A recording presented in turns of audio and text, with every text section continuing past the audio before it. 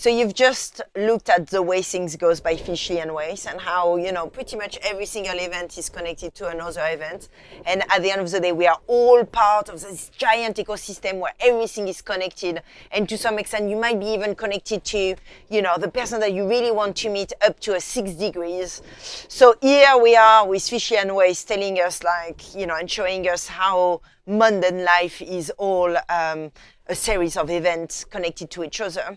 And now we are actually going to witness the drama of when events can kind of go in a way that you've not initially planned, or perhaps where, you see it in a certain way and it just doesn't go to plan. So this is a documentary about Terry Gilliam film Don Quixote, which is a film that he's been trying to put together for a really, really long time.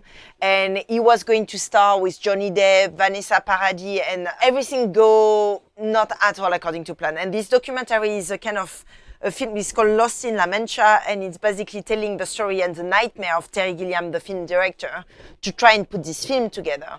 And it's a nightmare that any film director in this world have probably experienced, not to that degree. There is a fascinating scene where they are all in Spain and then shooting a desertic scene, and it's supposed to be in a desert, and suddenly everything starts, like a massive tornado of water, like there is never any rain in that whole place.